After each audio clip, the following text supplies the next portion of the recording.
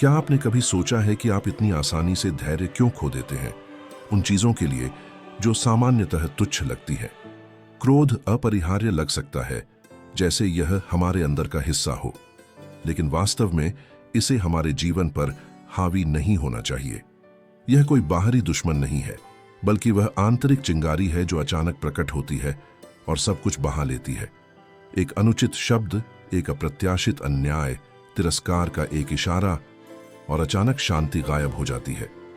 समय के साथ मैंने समझा कि सच्ची महारत दूसरों को हराने में नहीं, बल्कि हर बार उस समय खुद को जीतने में है जब क्रोध मुझे नियंत्रित करने की कोशिश करता है।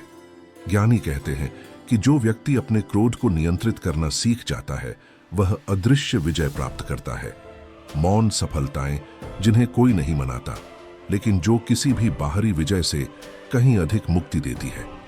आज मैं आपको उस मार्ग पर चलने के लिए आमंत्रित करना चाहता हूं। मन और हृदय की जागृति के रूप में शांति बनाए रखने की कला सीखना। इस वीडियो में आप 6 व्यावहारिक शिक्षाएं पाएंगे जो न केवल आपकी प्रतिक्रिया बदलेंगी, बल्कि जीवन की व्याख्या करने के आपके तरीके को भी बदल देंगी। ये केवल सुझाव नहीं है, बल्कि शक्तिशाली चाबियां हैं जो नई दृष्टिकोणों के द्वार खोल सकती हैं। इनमें से प्रत्येक एक पुल है क्रोध से शांति की ओर, दुख से बुद्धिमत्ता की ओर, विनाशकारी क्रोध से रचनात्मक ऊर्जा की ओर। अंत तक बने रहे, क्योंकि आज जो आप सीखेंगे वह उस शांति के करीब ले जा सकता है जिसे आप लंबे समय से खोज रहे हैं। पहली शिक्षा बहुत स्पष्ट है। समस्या क्रोध महसूस करने में नहीं है, बल्कि इसे समय पर पहचान न पाने में है। जब आप इसे स्वीकार करते हैं और सीधे देखते हैं, बिना इसे नकारे या छुपाए, तो आप उस ऊर्जा को काबू में करना शुरू कर देते हैं जो आपके अंदर जल रही है। क्रोध आग जैसा है। यह बुद्धिमानी से इस्तेमाल होने पर गर्मी और ऊर्जा प्रदान कर सकता है, लेकिन अगर यह नियंत्रण से बाहर हो जाए तो यह सब कुछ नष्ट कर देता है, सबसे पहले खुद को। बौद्ध धर्म इसे मस्तिष्क के विषयों में से एक मानता है, जैसे कि आसक्ति और अज्ञानता, क्योंकि यह हमें वास्तविकता को स्पष्ट रूप से देखने से रोकता है। स्टोइक दार्शनिक भी इसे जानते थे। सिनेका ने क्रोध का वर्णन एक संक्षिप्त पागलपन के रूप में किया, एक चिंगारी जो तर्क को चुरा लेती है और हमें भावनाओं का गुलाम बना देती है।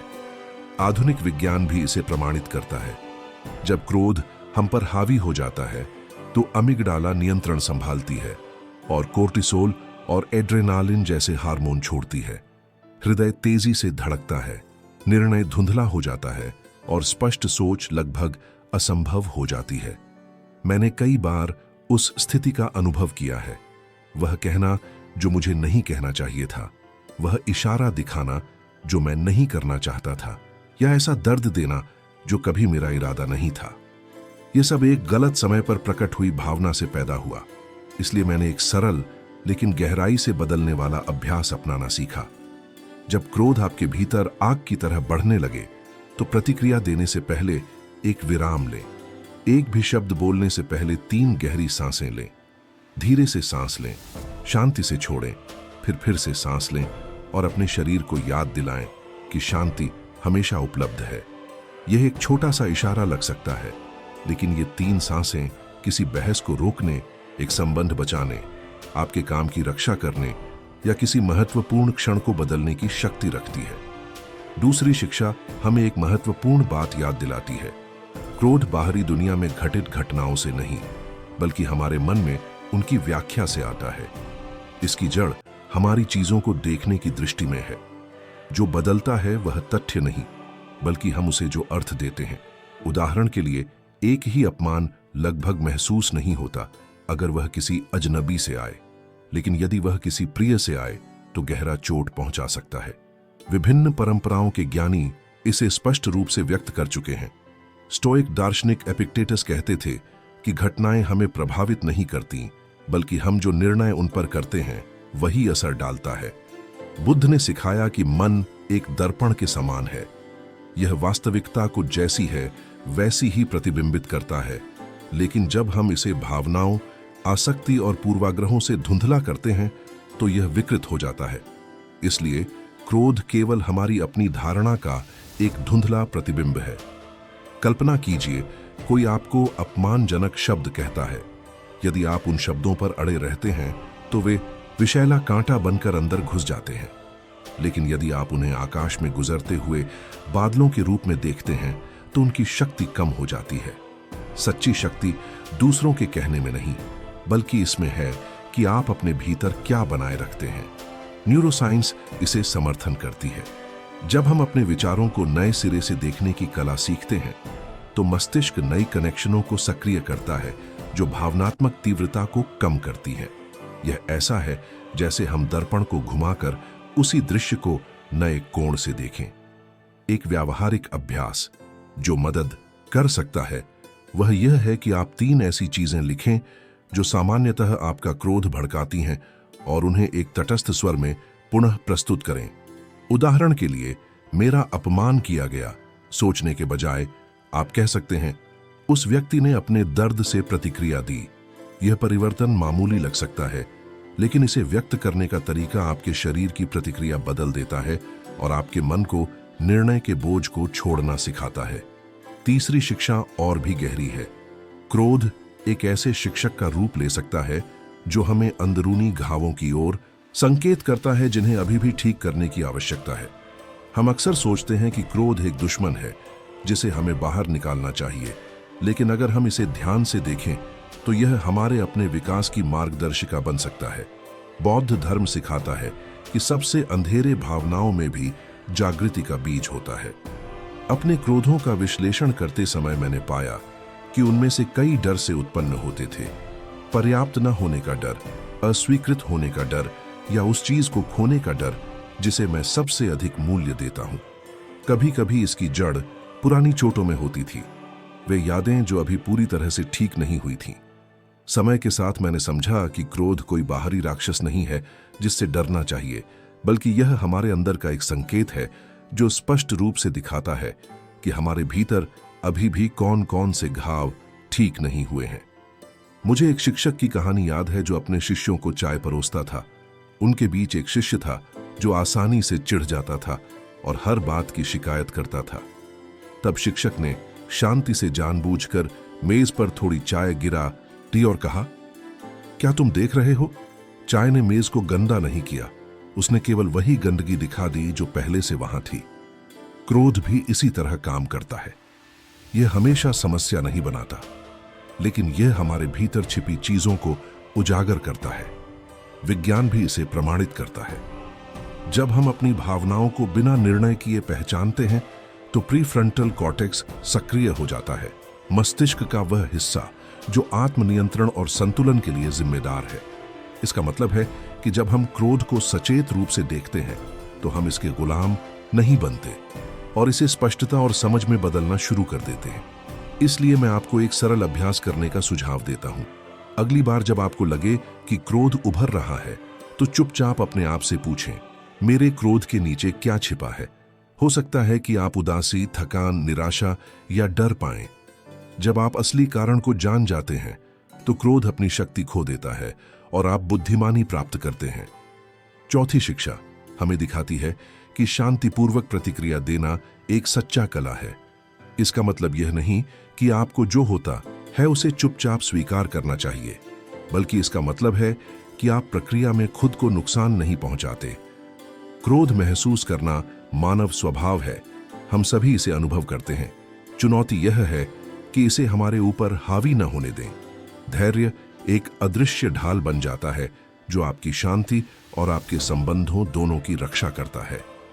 सिजर मार्को ऑनरेलियो ने इसे स्पष्ट रूप से कहा, सबसे अच्छी प्रतिशोध यह है कि आप उस व्यक्ति जैसा न बने जिसने आपको चोट पहुंचाई।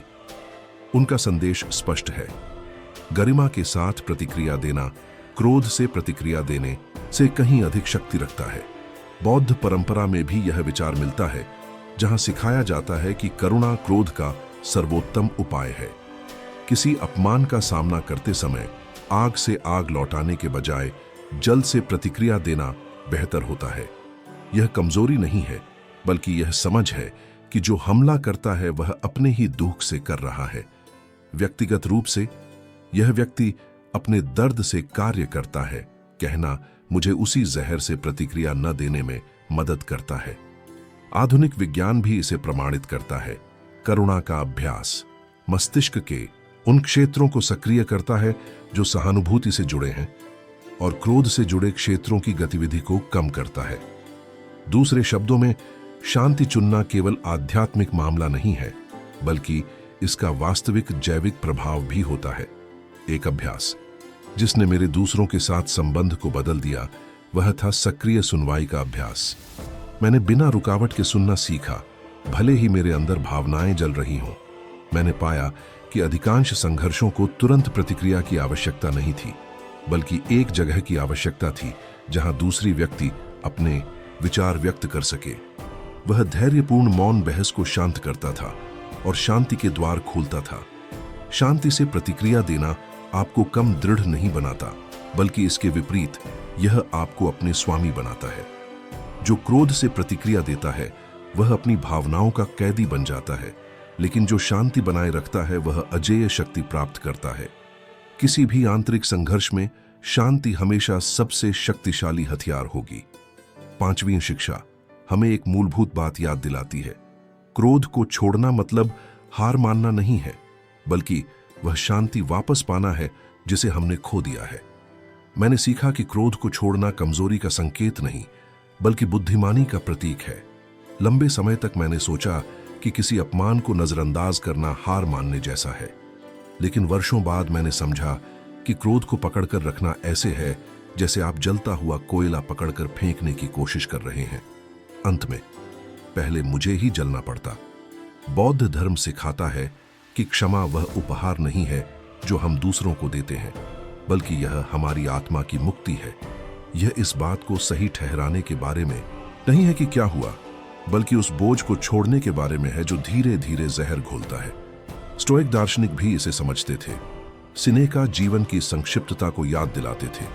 यदि हमारा समय सीमित है तो क्रोध में पूरे दिन का अपव्यय करना कैसा है। इस विचार ने मेरे जीवन के तरीके को बदल दिया। मैंने समझा कि क्रोध का हर क्षण शांति, प्रेम और जीवन से चुराया गया एक क्षण है। विज्ञान भी इसे प्रमाणित करता है। शांति बनाए रखना रक्तचाप कम करने में मदद करता है, प्रतिरक्षा प्रणाली को मजबूत करता है और हृदय की रक्षा करता है। क्षमा केवल आध्यात्मिक प्रभाव नहीं डालता, बल्कि इसका जैविक प्रभाव भी है जो हमें भीतर से ठीक करता है। एक अभ्यास जो मेरे लिए बहुत मददगार रहा वह यह था कि तूफान के बीच मैं अपने आप से कहता, यह व्यक्तिगत नहीं है। अधिकांश समय जो अपमान हम पाते हैं वह दूसरे की चोटों के बारे में अधिक बताता है, हमारे बारे में नहीं। इसे समझने पर क्रोध की आग बुझने लगी।